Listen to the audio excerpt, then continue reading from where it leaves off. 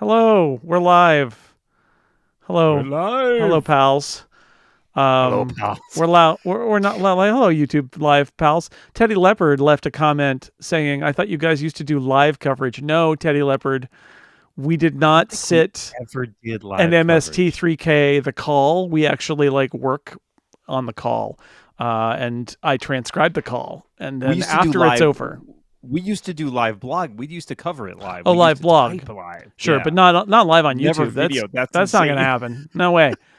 It's like watching No a way. sporting match. Oh, Kevin Prock's gonna announce some income right now. Yeah, we're waiting for the numbers. Yeah, little golf. You got to whisper. It's like, here come the numbers. Oh, somebody asked him about tariffs. So yes, Apple's second quarter results came out. $24 billion in profit. Just a little. We'll walk through the charts though. We had charts. We're going to walk through the charts and talk about them. You can also find them at sixcolors.com if you're just listening and not watching. We usually tack this on the end of the Six Colors podcast. So hello to our podcast listeners out there. Follow along on the website with the charts. Dan, do you have any top line reaction to what we saw in the results today before we get to the charts? I mean, it'll all come out in the charts, but I thought, I don't think set the stage. There was not a lot this time around in terms of key moments. I think, the big thing we're going to talk about probably, because the big thing everybody asked about is tariffs. No, tariffs. What? Tariffs. But spoiler, nobody knows what's happening. So no. So the answers are not super Nobody interesting. knows. But there are some interesting data points. So we'll get into it. But yeah. Yeah. Okay, let's go to the charts then. Shall we go to the charts? I'm going to bring up some fun. We're going to start with the deep green. That is the total revenue charts, because that's the big picture. So, $95.4 billion in revenue. Pretty nice. It was up year over year. It's not a record. They love setting records, but they made more in Q2 of 22. It's close though, but still pretty close. And if you look at the little black line there with the running average, the truth is, and I wrote about this in my analysis column, it's been flat for a while. It's been flat since kind of post pandemic spillover and all of that. They kind of and we'll see this in the iPhone as well, because the iPhone drives so much of this, half of it, that yeah, it's a perfectly, it's an enormous number, but for Apple, it's sort of in line, and they did. In fact, I can bring up the, well, let me go to the revenue change first, just because this is, since we were looking at revenue, 5% revenue change. And you can see here, they had a little, a boost, and it was really that pandemic immediately post a lockdown kind of boost where they had some really big sales, but it's been kind of hovering for about 3 years. That Q2 of 2021 eventually scrolls off. This chart's going to look real different, right? Yep, it's true. I'm going to change scale issue here right all now. my scale, and I won't need to have that 54% at the. But it's like you said, it puts in stark relief the fact that pandemic was such a big, a big time for that, a outsized. I assume too, if you zoomed out even further and had the 2019 and 2018 numbers and stuff too, you'd still see you look back and see those numbers are probably more in line roughly with where we are now. Yeah, probably so. I don't think I have a zoom. I don't have the ability to zoom out on this image from numbers. The technology is not there yet. No, but if we we're looking at the last 3 years here, right? Or 3 through 4 years here. Yeah, something like that. Yeah, you look over the last decade or something, and this line looks a little different, but it's still. Yeah. And here's the profit number, which I quoted a couple. There's a Verge story this morning that said, "Look, I'm not saying Apple's dead in the water." I'm like, well, you chose to do that on a day where Apple is going to mention that they made a couple dozen $1 billion in profit, right to the pity bank. $25 billion in profit. This is still a going concern. Apple is still solvent. There are things going on with Apple that are weird. One of us. but they're still also making a huge amount of money, so don't worry about it so much. I would say. Here's the pie chart, my one pie chart, my concession to the pie lobby. Just to point out, 50% iPhone. Wearables has now become what? Yeah, well, wearables, home, and accessories is too many things. It used to be other. Now it's WHA. What?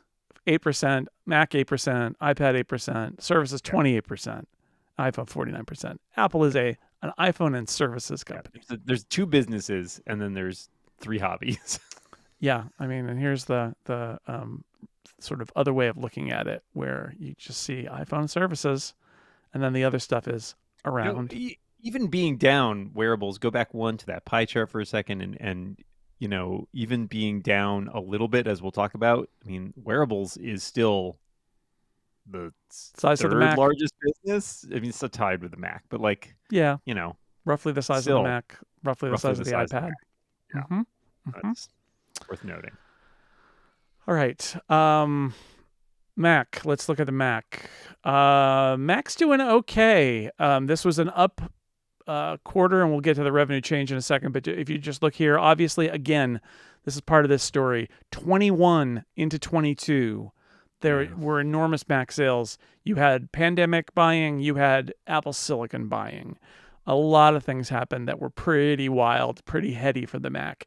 But it has come off of those highs to still be, it's been kind of flat and still doing pretty well. Again, almost $8 billion in revenue. And if we flip over to the year over year, so you can see it again, Dan, that 70% is going to make this, when it scrolls off in 4 quarters, oh boy, things are going to be great. But then you can see that it came out of that. And I think this is one of those best examples you will find of the effect of pulling sales forward. Is that I suspect, right, you don't pull sales forward from people who are 3 or 4 years away from buying a new computer. You pull sales forward from people who are on the cusp. They're a year away, maybe 2 years away. And I think that's what this is showing, is that in 2020 and 2021, there was this enormous spike in Mac sales. And then, it in 22, 23, you can see all these quarters hit where they're down 10, 29, 31, 34. And first off, they're coming off of a high. You would expect that to happen. But second, I think that's literally, there's also just sort of some depressed sales then, because they sold so many so fast. But for the last 6 quarters, it's been a little, kind of mild growth, but back in the growth category again for the Mac. Yeah. I mean, that last, you can see that holiday bump right there in the Q1. Obviously, a lot of times that's the biggest quarter. But 7% still pretty respectable. I mean, you look over the last, aside from that holiday quarter, you've got a lot of, ones and twos basically over the last year. And so I do think you're right that there is some element. And they asked about this on the call, right? They asked about whether they'd seen examples of sales being pulled forward. And I think Tim said he didn't really, but I think this is a fair point, that this is something where you do kind of see maybe the Macs are something where that's people might be looking at pulling things forward a little bit. Less so with the phones maybe, but like Mac's a big purchase, right? Like, yeah, so I can feel like that's possible, but yeah, it is. Something that I mentioned in my story that I want to mention here, which is these results are through the end of March. Yeah. And it ended March 29th. And it wasn't really until the weekend of April 5th that people started crowding into Apple stores and buying ahead of the tariffs. Right. So the truth is, and Apple said it on the call. Cook said, if you look, we didn't see a significant pull forward. Yeah. But they said they built ahead inventory for the next quarter. And that's all those things about, like, they built a bunch of stuff that there wasn't demand for, that was beyond their usual, because they wanted to load up the planes and get them into the United States before the tariffs hit. And in that early April window, people started going, and I've heard that, for several weeks now, people have been buying at elevated amounts at Apple stores. Based on the people I know who work at Apple stores, this is what they have been saying. And so you will see that next quarter, but it's not in these numbers because it takes them like a month to cook the books. I mean, compile the numbers and get them out to us. So you'll see that next time. Yeah, yeah. So this is always the trouble with these. There's a little bit of lag times on these things. So, we are seeing stuff not in real time because this quarter closed at the end of March.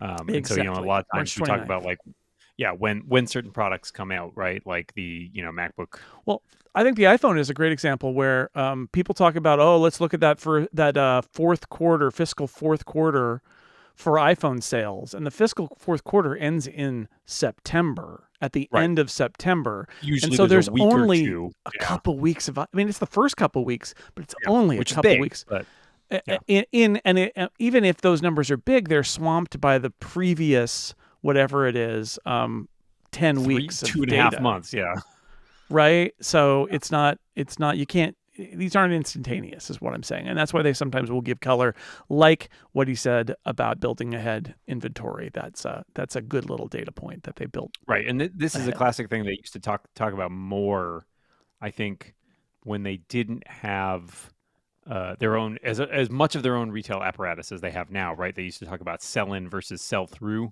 Oh, right. Yeah. Like when you used to bring, like, there's a difference between saying we have all these computers that we built and shipped to our stores. Right. But they're not sold, right? Like, right. Whereas when they would ship them to the channel partners, that was marked as a sale. Exactly. Because then it's, Best Buy's problem to sell it or whatever, right? They've already bought it from Apple. So or return it and get credit for it, but it's counted in that time. Let's flip over to the iPad. I just want to say, again, this is one of those things. Look what happens when you release new iPads. That average is the rolling average is going back up. 6.4 doesn't seem like billion, doesn't seem like a lot, but it was 5.6. Before that, they're back up to sort of the previous year was 6.7. And if you look at the year-over-year revenue change again, 4 straight quarters of growth for the iPad. So they had a bad little period there where there were no new iPads, and that was not great, but they have been releasing new iPads, and that spurs sales. Releasing products spurs sales. You're not going to believe this, but releasing products. Always interesting because I always wonder about the replacement cycles on the iPads, right? Like, it is interesting to sort of figure out like who's buying iPads. They said, I think this time around too, like, was it 50% of people, their favorite stat, 50% of people buying new an to iPad iPad. in order for new to iPad. It's like, I mean, I guess that's like there's like a Zeno's paradox children there, right?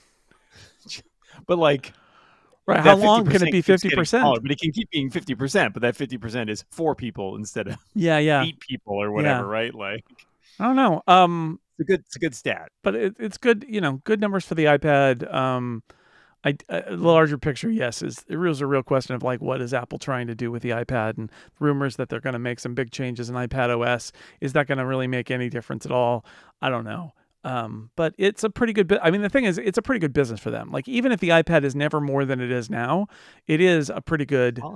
It's the size of the Mac, right? Business in that it's about the size of the Mac. Yeah, that's you wouldn't turn up your nose at a good $6 billion, $28 billion a year business. Yeah, exactly. I was gonna say there's a lot of businesses that don't make that much on everything they sell. Here's the iPhone.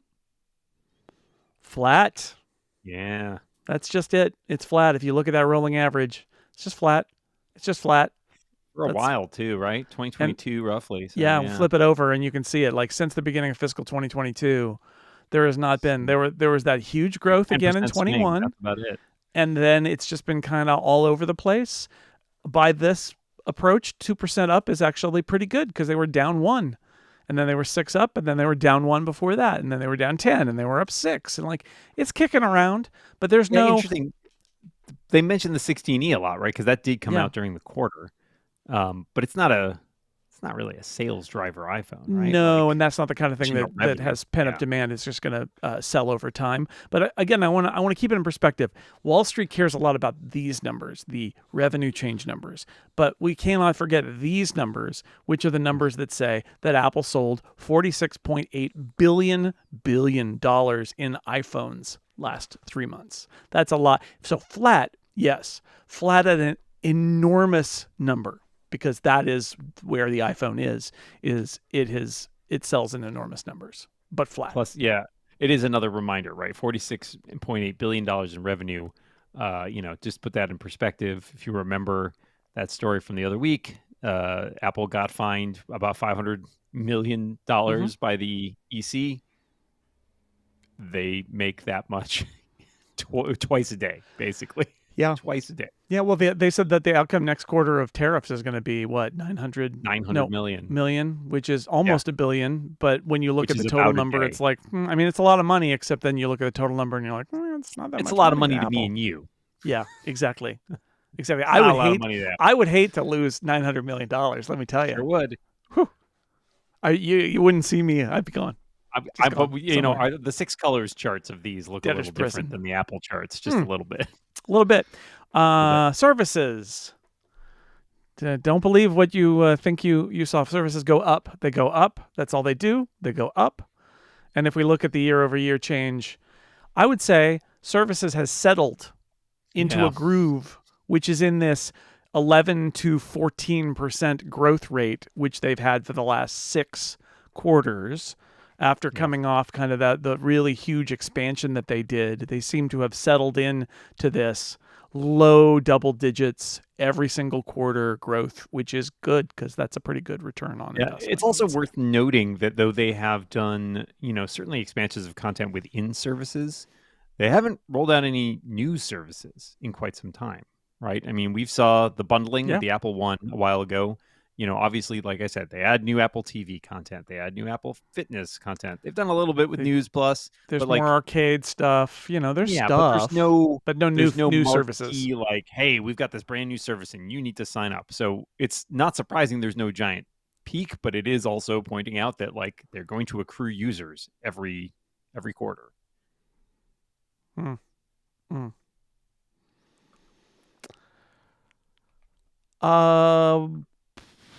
Here's gross margin. That's a number that everybody loves, but it's next in my chart, so I'll throw in the margin here. They said that in addition to $900 million, they're going to give away a couple points in gross margin next quarter because of tariffs. But they won't go beyond that, and that's the thing is nobody really knows. But it could really hurt them going forward. Yeah, but next quarter they don't think it will. The caveat they said every time, right, was assuming everything stays the same, exactly the way it is right now. Yeah. This is our forecast, but is a totally. And they said there's, the Treasury Department is doing investigation of semiconductors, and like and nobody knows what's happening. Was that like? I thought that was just sort of their explanation of kind of their exemption. Well, I was unclear. No, I think the idea there is that there's a process going on that theoretically could lead to it, the tariffs being changed or reassessed. But I don't know a lot about that section, whatever it is. And I mean, let's be clear, the government's going to do whatever the heck it wants. Yeah. Here's the total profit slide. I'll throw it in now. This is margin factoring into sales. This is my rough. This is the waiting for the quarter where Apple makes more profit on services than products. Hasn't happened yet, but we're getting close. Quarter like this, next quarter will be close. Be very close. But we're not there yet. Not there yet. Dan, do you want to ask the musical question? What? Wearables, home, and accessories. A rare down spot. I referred to this in my story as the ugly dog of the results. Sorry to the ugly dog. And it's not even like it's bad. It's just bad compared to everything else.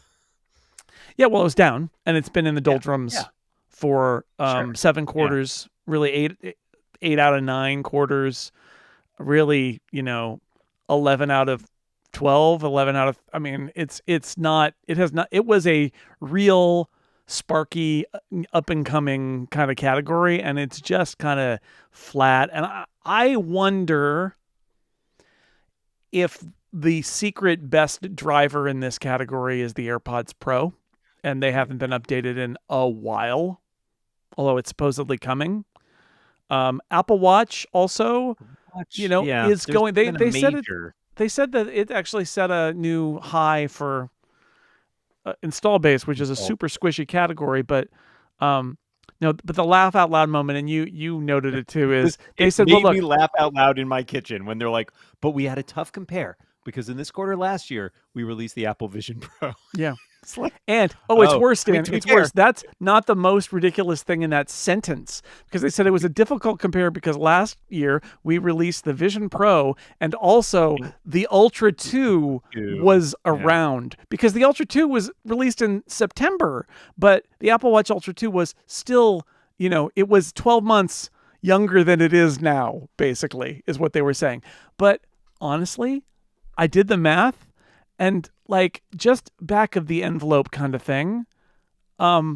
If they sold, the difference is it's a $400 million drop off from Q2 last year.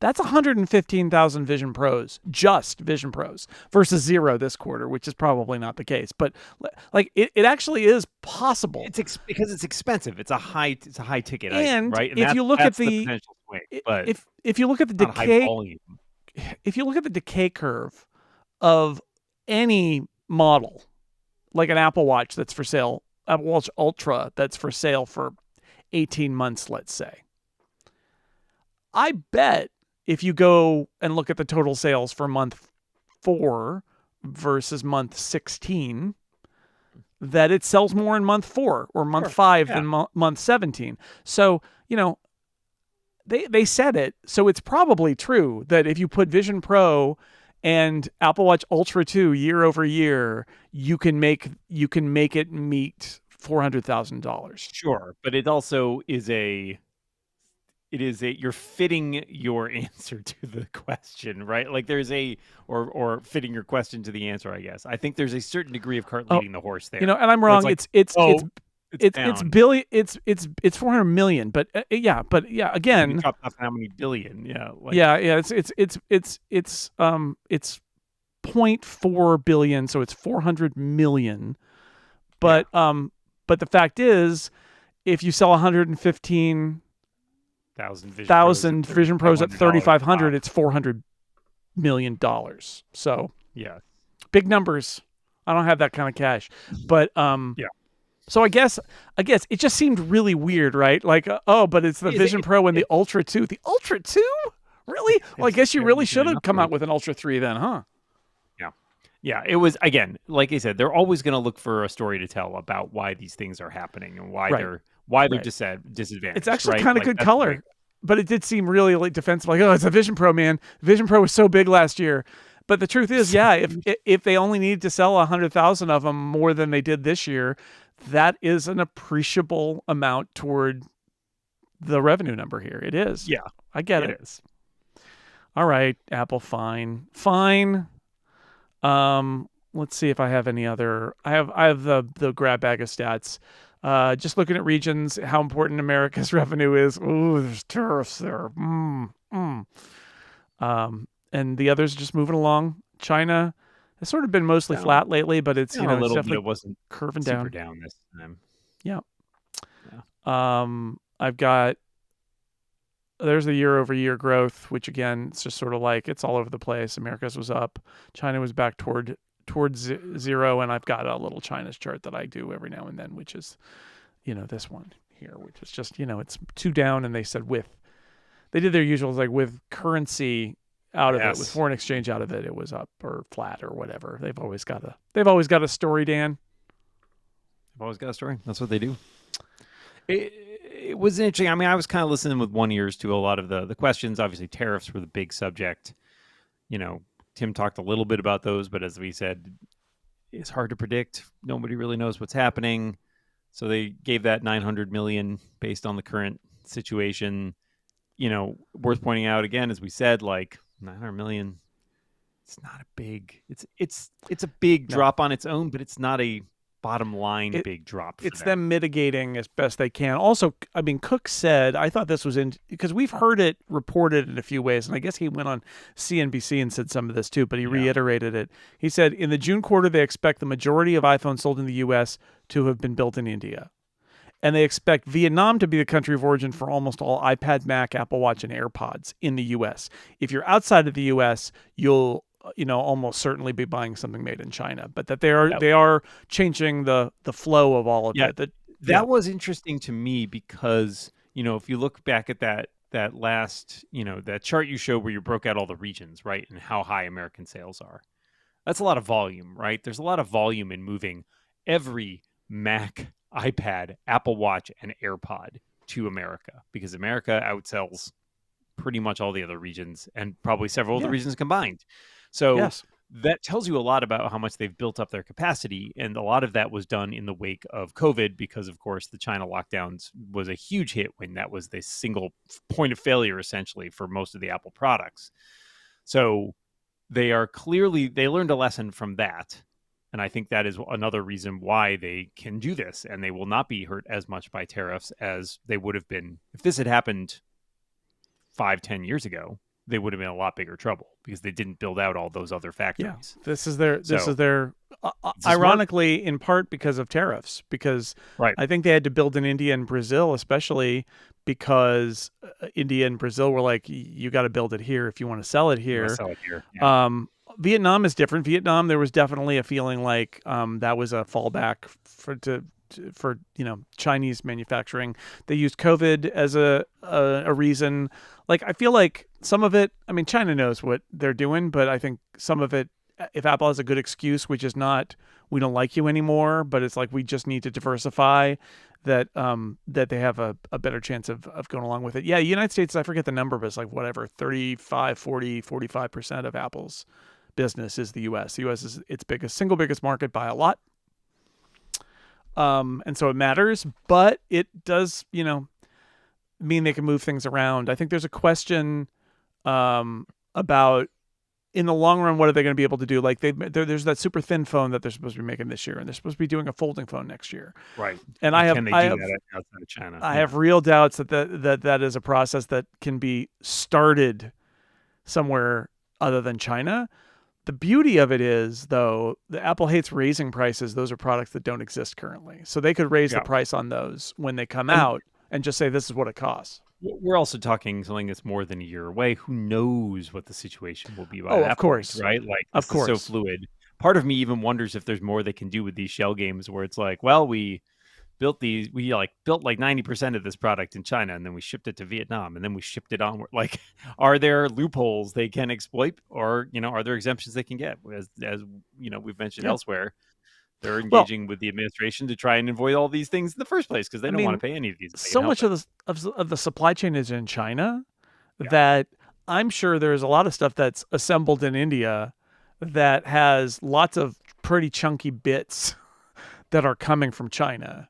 Sure, yeah. That are then being put together. But they did make the point, and he listed off all the states. Tim could probably do that in his sleep, but that they are, they're investing in a bunch of different states, and they've got they're going to do the servers for private cloud compute in Texas at a new facility. But he also pointed out, like, the glass is made in the U.S. They are the biggest and the primary recipient of the systems on chips that are being made at TSMC in Arizona. Those are not on the newest process, but they are TSMC chips that are going to Apple products. Those are the ones that are going to be in your home hub and your Apple TV next generation, and maybe like low-end iPad and things. Probably less likely than the cutting-edge stuff, but they are going to have that, and that's part of their story.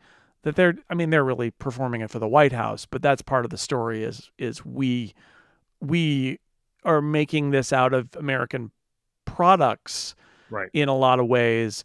But what I said in my piece, it's true, is like Apple is the poster child for an internationalized product development and production system, right? Like, it's not all just in China, it's like all over the world. So they have to, that's which is kind of bad right now. So, and this is also, of course, the counterpoint to, I think, something we'll talk more about probably on our Six Colors podcast, which is coming tomorrow. If you're a subscriber, and if you're not a subscriber, you should subscribe. You should be a subscriber. Thank you. Good plug, Dan. This is Tim Cook's superpower, and this is the thing that keeps him in a job, right? Like, there are other things going on that maybe have taken the shine off Tim Cook, but the fact that Tim Cook is a supply chain guy and did all of this diversification and has built all these relationships and has built all these facilities over the last decade that's what he's there for, and it's paying off for them, right? That's the counterpoint is like, well, even if people are disappointed in Tim or Tim's taking a couple of hits here and there, he can point to his balance sheet and be like, look, we're only taking a $900 million hit, and that's not that big a deal for us. He is the right person to deal with tariffs, changes in production, and honestly, the politics of dealing with the Trump administration, dealing with China, dealing with India, dealing with Modi and India, which is a whole other thing, and regional governors in India, because the rules are different in the different states in India. There's so many things that Tim Cook is the perfect person to be the CEO in this moment. Yeah. Responding to the orders of judges, maybe not so much. Yeah. Well, no one's perfect. But that's a topic for another day. They did ask about Apple Intelligence and the delay in shipping, which I enjoyed. He's like, we just need more time. One guy. That's the same excuse I gave on my homework, Jason. I just, I was going to turn it in, but I just needed another day. Yeah. So just take the day. At higher levels of education, they'll just let you take the day because they want you to do the work more than anything else. I give a gold star to Richard Kramer of Arete Research. He was the star of the call. His first question began with the phrase, "I won't ask about tariffs," because literally everybody else asked about tariffs. And then his first question was, "So you failed to ship Apple Intelligence with personalized Siri. What's up with that?" Which got Tim Cook to at least talk about it. What he really just said is, it didn't meet our high quality bar, which is kind of a broken metaphor there. I know the metaphor he's reaching for, but meeting the high quality bar is like too many levels of, it didn't clear the bar. Pure tungsten, this bar. It's the high quality bar. Well, my joke is that you can tell your friends that when you meet them at the high quality bar on Friday night. And then his follow-up question was, "Hey, wow, you guys are involved in lots of lawsuits and regulations and stuff. That's got to be bad." And then Tim Cook says, "Oh, we strongly disagree with that case." Like, well, maybe read the whole ruling this time and see how you feel. Phil Schiller read it. I guarantee you that. Phil Schiller read it. Phil Schiller's paying attention to this stuff. But he did say, as you point out, there's risk associated with them and the outcome is unclear. Yeah, it sure is. So anyway, good job, Richard Kramer, for zagging as all of the other analysts zigged. Good job. I know nothing about these analysts. I just hear their voices disembodied on the phone call. Yeah, it's like it's our own little parasocial relationship. I know with the analysts. I know. Some of these seriously. Some of these people have been around for years. I know. If I ran into Wamsi Mohan on the street, first off, I wouldn't recognize him. But if he was wearing like a name tag, I'd be like, "Oh my God, it's Wamsi Mohan from Bank of America," I think. Or is that Amit Daryanani? I don't know. There's a lot of names. Katie Huberty, who doesn't do this anymore. I would love to meet Katie Huberty sometime and be like, "Hey, thanks for all those questions, and I have a follow-up." It's one of those things. Anything else before we go? I think we hit the high points of this call. It's I think next quarters is gonna potentially be interesting. I think there's going to be some. If there's no changes, the tariffs are going to have to come home to roost next quarter. Yeah. Which is also on the high quality bar. That's where the tariffs roost. Well, yeah, I was going to say this wraps it up for here, but you can talk to us later at the high quality bar. That is the Discord for members of sixcolors.com. So you just join and you get in our Discord and you can talk to us and all your pals, and it's a good time in there, if you remember. That's it until our next video, which will probably be in 3 months, but you never know what might happen. But that's it for now. Check us out at sixcolors.com. Thank you for watching. Bye, Dan. Bye, Jason.